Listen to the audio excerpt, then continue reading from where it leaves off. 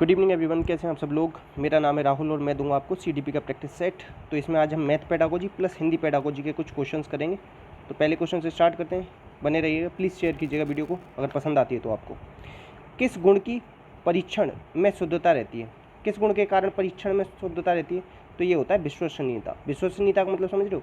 अगर आपने एक पेपर दिया और उसे फिर कितने भी लोग चेक कर लें, इसने चेक किया चाहे इसने चेक किया, नंबर आपके बराबर आ रहे हैं, तो उसे कहते हैं विश्वसनीयता। वैधता ये होती है, अगर मैं मैथ पेडागोजी के क्वेश्चन का टेस्ट ले रहा हूँ तो उसमें मैथ पेडागोजी की डालूँ, ऐसा ना करूँ कि उसमें हिंदी पेडागोजी के डाल दूँ।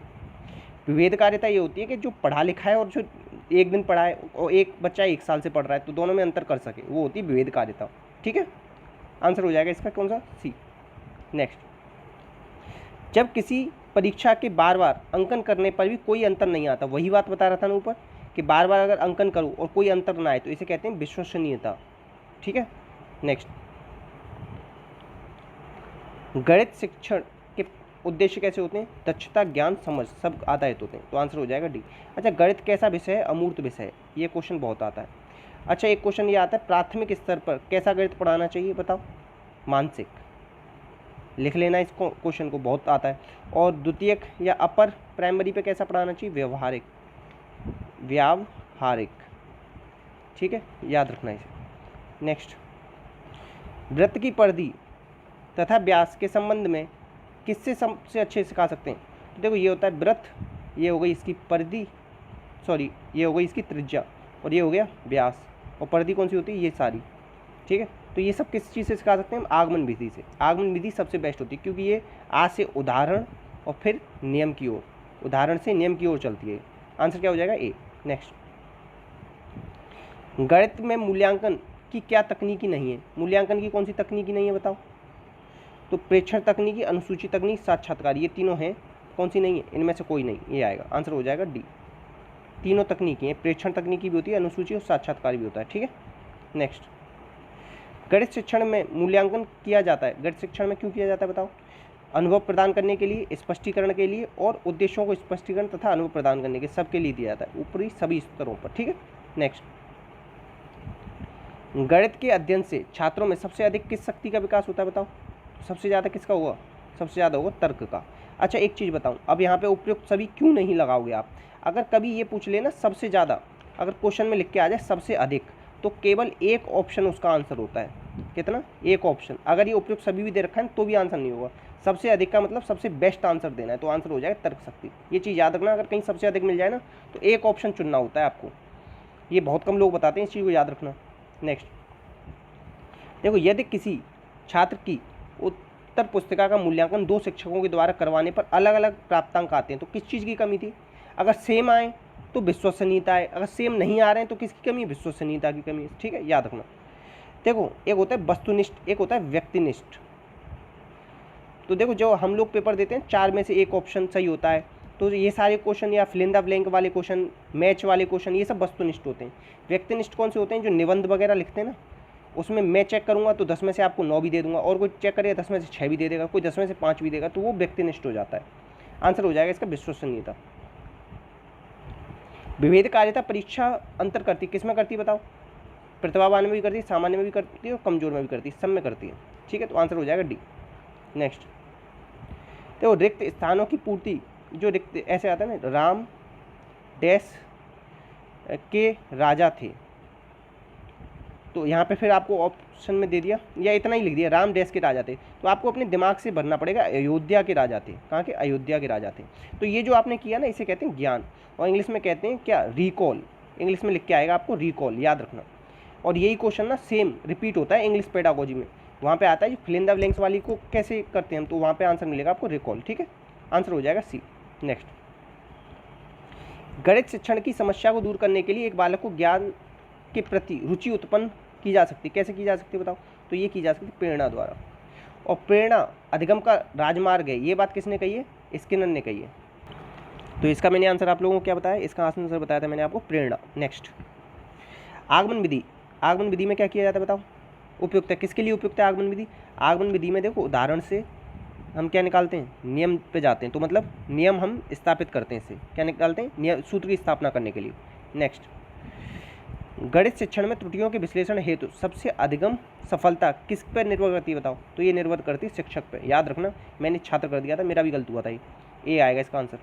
नेक्स्ट देखो, एनसीएफ के according role of the teacher क्या होता है? सुविधा प्रदाता होता है, फैसिलिटेटर होता है। नेक्स्ट, अच्छा एक चीज़ और बताऊँ, 2-4 चीज़ लिख लो इसके बारे में। सबसे पहले उन एनसीएफ आया था 75 में, फिर 88 में, फिर 2000 में, फिर 2005 में। ये जो है ना, ये चौथा एनसीएफ है अपना, कौन सा? 4th। अब सभ्यता एंड प्रगति ये नियम है, ये निबंध है, सॉरी, किसका है? रविंद्रनाथ टैगोर जी का, उस पर आधारित है। और ये जो है ना एनसीएफ क्या है बताओ? निर्मितवाद पे आधारित है, निर्मितवाद पे, ये भी याद रखना। इसमें कितने मेंबर थे? 38 मेंबर थे। और ये किस पे आधारित है? 21 फोकस पॉइंट पे आधारित है, ये भी याद रखना, ठीक है। आंसर हो जाएगा इसका बी। ये सारे जो फैक्ट बताए ना, याद रखना। और ये एक चीज़ और बता दूँ, 1993 में ना, पता क्या आई थी? यशपाल कमेटी आई थी, शिक्षा बिना बोझ के, उस पर भी आधारित है। और शांति शिक्षा को पे जोर देता है, किस पे? शांति शिक्षा। नेक्स्ट, ये सारे फैक्ट याद रखने पड़ेंगे आपको। राष्ट्रीय पाठ्यचर्या रूपरेखा 2005 के अकॉर्डिंग शिक्षा या अधिगम कैसा है? तो ये सक्रिय और सामाजिक है। अब देखो, बहुत सारे बड़े बड़े चैनल, मतलब इतने बड़े चैनल कि 25-25 साल का एक्सपीरियंस जो बताते हैं, उनके पे भी इसका आंसर ये मिल जाएगा। मगर क्यों गलत है? मैंने आपको ना वो लगा दिया इसमें, आंसर होगा पहली बात तो इसका सक्रिय और सामाजिक। देखो, मैं ना ये एनसीएफ जो है ना आपका 2005, उसकी कटिंग दिखा रहा हूँ आपको। तो इसमें देखो लिखा हुआ है, लर्निंग कैसी होनी चाहिए? एक्टिव और सोशल। कैसी होनी चाहिए? एक्टिव और सोशल कंस्ट्रक्टिव। तो याद रखना, कब आप ये मत कर देना इसका कहीं 4th कर आओ, क्यों? बहुत जगह आपको किताबों में भी देखने को मिलेगा, हर जगह देखने, तो मत करके आना, आप इसे सक्रिय और सामाजिक मानना। आंसर क्या हो जाएगा इसका? ए, ठीक है। और फिर भी अगर किसी को लगाना हो तो फिर यार वो आपकी मर्जी है। मेरा काम था आपको विद प्रूफ दिखा देना, क्योंकि मैं खुद इसमें बहुत कन्फ्यूज हुआ हूँ, ठीक है। राष्ट्रीय पाठ्यचर्या 2005 के अकॉर्डिंग समझ कैसे होती है? इसकी क्या है? किस पे आधारित है? रचनावाद पे आधारित है। और रचनावादी कौन है? पियाजे। कौन है? पियाजे हैं रचनावादी। और इन्हें क्या कहते हैं? रेडिकल कंस्ट्रक्टिविस्ट या फर्स्ट वेव ऑफ कंस्ट्रक्टिविस्ट भी कहते हैं, ठीक है। आंसर हो जाएगा इसका बी। नेक्स्ट, एनसीएफ 2005 के अनुसार गणित की शिक्षा होनी चाहिए किस? बाल केंद्रित होनी चाहिए। कैसी? बाल केंद्रित। नेक्स्ट देखो, राष्ट्रीय पाठ्यचर्या 2005 में निम्न में से कैसी परीक्षा होनी चाहिए? 10 की परीक्षा ऐच्छिक होनी चाहिए और ओपन बुक सिस्टम होना चाहिए। किसकी बात करते हैं? खुली बुक के साथ नकल खूब करो, नकल पर्ची लेके मत जाओ, सीधे किताब लेके जाओ। ओपन बुक सिस्टम की बात करता है। प्रतियोगी परीक्षाओं के ऐच्छिक हों, राज्य स्तर की हों, इन सब की कोई बात नहीं करी। आंसर इसका ए ही होगा। मैंने डी लगाया था, मेरा गलत हुआ था, ये आज से 1 साल पहले की, मुझे याद है। नेक्स्ट देखो, 2005 के अनुसार गणित का मुख्य उद्देश्य क्या होना चाहिए बताओ? गणित का मुख्य उद्देश्य होना चाहिए किसका? अंकगणित का ज्ञान देना, रुचि पैदा करना। देखो, तार्किक चिंतन, हमेशा गणित में हम क्या करते हैं? तार्किक चिंतन पैदा करते हैं और समस्या समाधान की योग्यता देते हैं। तो आंसर हो जाएगा सी, तर्क करना सिखाते हैं गणित में हमेशा। नेक्स्ट, 2005 के प्राथमिक पर्यावरण अध्ययन, जो पर्यावरण अध्ययन शिक्षण का उद्देश्य क्या होना चाहिए बताओ? कि विद्यालय के बाहर जीवन से जोड़ना, अधिगम को कैसे बाहर जोड़ना। देखो, फियर्ड करके एक है, ये 5 चीज़ें बताई थी इसने, ठीक है।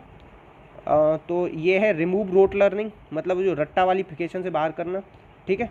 और एक्टिव, मतलब बच्चे को एक्टिव बनाना, डेमोक्रेटिक वैल्यू देना और थोड़ा एक्सप्लोर करने देना बाहर, और फियरलेस बनाना, ठीक है। ये हो जाएगा, आंसर हो जाएगा इसका सी। नेक्स्ट देखो, जिस प्रकार एक सैनिक का अस्त्र शस्त्र ज्ञान होता है, उसी प्रकार शिक्षक का क्या होता है? शिक्षक का होता है शिक्षण विधि। शिक्षण विधि का ज्ञान होना वो से बहुत जरूरी है। नेक्स्ट देखो, शिक्षण सूत्र बालकों के पूर्व ज्ञान के आधार पर नए ज्ञान की नींव रखते हैं। पूर्व ज्ञान मतलब ज्ञात से अज्ञात की ओर, पहले से जो ज्ञात है उससे फिर अज्ञात की ओर ले। पूर्व ज्ञान किस में होगा? ज्ञात होगा, ठीक है, याद रखना। नेक्स्ट, अच्छा एक सेकंड और, प्रत्यक्ष से नहीं, इसका आंसर बी होगा, सही है। नेक्स्ट, चिंतन अनिवार्य रूप से, चिंतन कहाँ होता है बताओ? चिंतन दिमाग में ही तो होता है, संज्ञान में होता है। नेक्स्ट, तो इतने ही क्वेश्चन थे आपके आज, थोड़ी शॉर्ट क्लास रखिए, तो प्लीज़ शेयर कीजिएगा, अच्छी लगे क्लास तो, और बताइएगा आपको कोई डाउट लगा हो तो। बाकी अपना ख्याल रखिएगा। इसी के साथ जय हिंद, जय भारत।